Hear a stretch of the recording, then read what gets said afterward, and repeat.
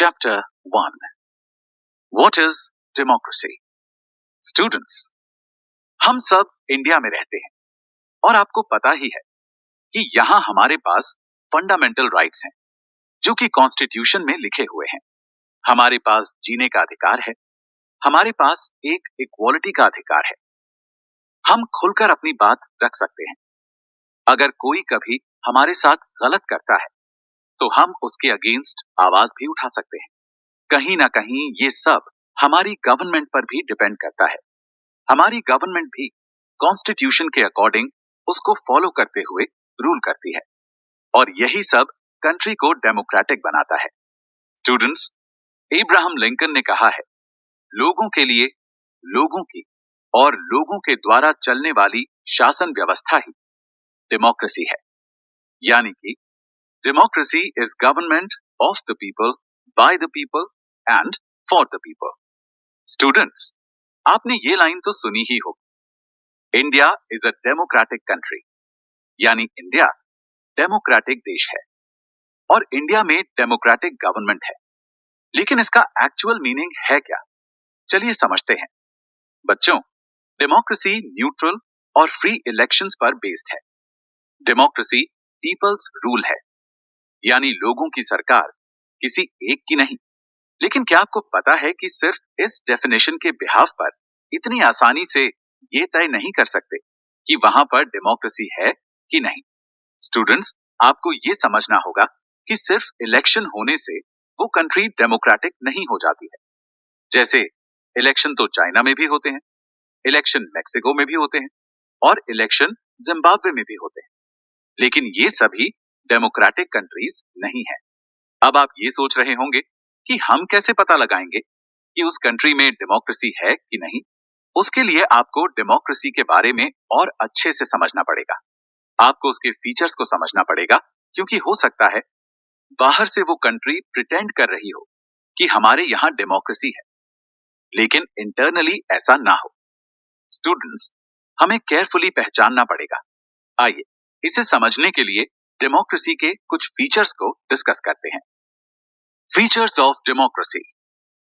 Students, democracy की एक easy definition ये भी है कि democracy is a form of government in which the rulers are elected by the people.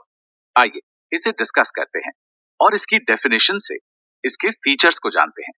सबसे पहले तो डेफिनेशन सुनते ही आपके दिमाग में आया होगा कि रूलर्स यानी लीडर्स को लोगों के द्वारा चुना जाता है। तो बस यही डेमोक्रेसी है। हमें इस डेफिनेशन को और ध्यान से समझना पड़ेगा।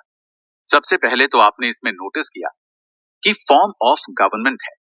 ये फॉर्म ऑफ गवर्नमेंट का क्या मतलब है?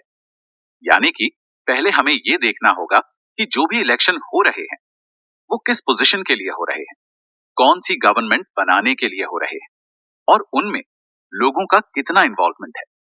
इसके बाद इस डेफिनेशन में वर्ड है रूलर्स।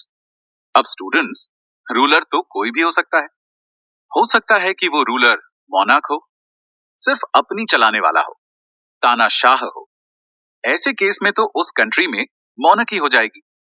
इसलिए जरूरी यही है कि इन लीडर्स को कैसे चुना जाता है। हमारे देश में लोकसभा और विधानसभा के इलेक्शंस होते हैं, जिसमें हम अपने एमपी और एमएलए चुनते हैं। इसमें देश का हर एक एलिजिबल नागरिक वोट डालता है और ये इलेक्शन फ्री और फेयर होते हैं। बच्चों, यहाँ पर फेयर का मतलब है कि उसमें किसी भी तरह की चीटिंग ना हो, सब ट्रांसपेरेंट हो। और अब ऐसा भी नहीं होना चाहिए कि वोट डालने के लिए सिर्फ एक ही नेता या ऑप्शन हो। स्टूडेंट्स, आप भी जानते हैं, जब तक कंपटीशन नहीं होगा, लोगों के पास चॉइस नहीं होगी, तब तक अच्छा नेता कैसे चुना जा सकता है? अगर कोई अकेले इलेक्शन में खड़ा है और वो बोल रहा है कि आपको वोट तो डालने हैं, लेकिन वोट डालने के लिए सिर्फ मैं ही कैंडिडेट हूं, मुझे ही वोट देना होगा, उस केस में भी डेमोक्रेसी कैसे पॉसिबल हो सकती है?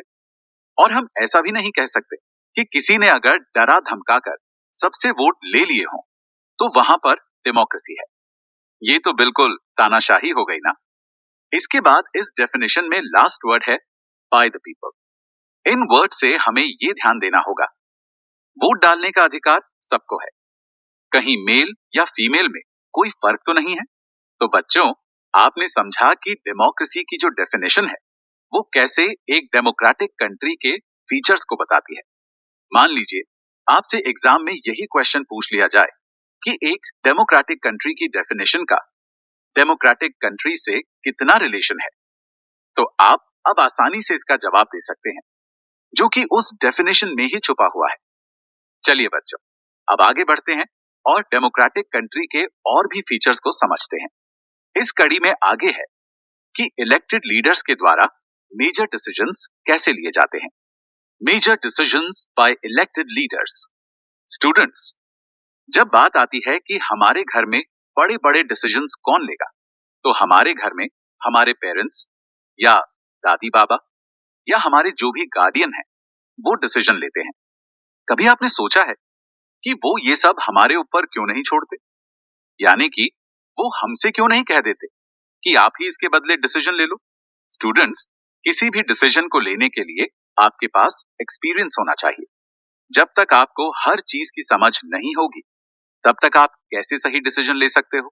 ऐसे ही जिन लोगों को हम गवर्नमेंट का रिप्रेजेंटेटिव चुनते हैं उनके द्वारा लिए जाने वाले डिसीजन कैसे होने चाहिए। आइए इसे पाकिस्तान की एक कहानी से समझते हैं। बच्चों, किसी किसी देश में जहां मिलिट्री बहुत पावरफुल होती है वहां गवर्नमेंट से ज्यादा मिलिट्री की चलती है। इसलिए साल 1999 के पहले पाकिस्तान में सिविलियन गवर्नमेंट थी। फिर military leader general Pervez Musharraf ने गवर्नमेंट को रिप्लेस करके पावर अपने हाथ में ले ली। पाकिस्तान की सरकार में बहुत अप एंड डाउन्स आते रहे, जिसकी वजह से जनरल परवेज मुशर्रफ को लगा कि अब देश सरकार से नहीं चल पाएगा। उन्होंने जनता द्वारा चुनी गई गवर्नमेंट को हटा दिया और खुद को पाकिस्तान का चीफ एग्जीक्यूटिव घोषित कर दिया और फिर ये बिना वोटिंग ही प्रेसिडेंट बन गए। अब इनको दुनिया के सामने ये भी दिखाना था कि ये इलेक्ट किए हुए नेता हैं। इसके बाद इन्होंने साल 2002 में रेफरेंडम कंडक्ट करवाया और उसमें जीत हासिल की। इन्होंने अपने आप को प्रेसिडेंट तो पहले ही बना लिया था, बस इनको लोगों की हाँ और ना का इंतजार था, वो भी उनके सपोर्ट में ही निकला। उसके बाद उन्होंने आगे आने वाले 5 सालों के लिए खुद को प्रेसिडेंट घोषित कर दिया। इन्होंने लोगों का अप्रूवल लेने की कोशिश की। फिर पाकिस्तान के लोगों ने और वहां की मीडिया ने इसके अगेंस्ट प्रोटेस्ट करने की कोशिश की। सभी ने कहा कि आपने बहुत सारा फ्रॉड किया है और चीटिंग की है। फिर उसके बाद जनरल परवेज मुशर्रफ ने अगस्त 2002 में एक ऑर्डर पास किया, लीगल फ्रेमवर्क ऑर्डर 2002। आप सोच रहे होंगे, अब ये लीगल फ्रेमवर्क ऑर्डर 2002 क्या था? दरअसल उन्होंने पाकिस्तान के कॉन्स्टिट्यूशन में अमेंडमेंट किया। उन्होंने सोचा कि सब उनका विरोध कर रहे हैं, तो जो लोगों के फंडामेंटल राइट्स हैं, जो कॉन्स्टिट्यूशन है, उसको ही बदल दिया जाए। इस ऑर्डर के मुताबिक प्रेसिडेंट किसी भी नेशनल और प्रोविंशियल असेंबली को हटा सकता है। यहां पर सिविलियन कैबिनेट को नेशनल सिक्योरिटी काउंसिल सुपरवाइज करेगी। ये समय ऐसा था कि पाकिस्तान को गवर्नमेंट नहीं, उसकी आर्मी चला रही। वहां इलेक्शन हो रहे थे, लेकिन अल्टीमेटली सारी powers military officer general Pervez Musharraf के पास थी। इस स्टोरी से आपने क्या समझा? यहां पर एक आदमी जो खुद से ही प्रेसिडेंट बन गया, वो ऐसे लोगों को भी पोजीशन से हटा सकता है जिनको जनता ने चुना है। जितने भी अधिकार थे वो या तो जनरल मुशर्रफ के पास थे या फिर आर्मी ऑफिशियल्स के पास थे, और इनमें से कोई भी लोगों के द्वारा चुना हुआ नहीं था।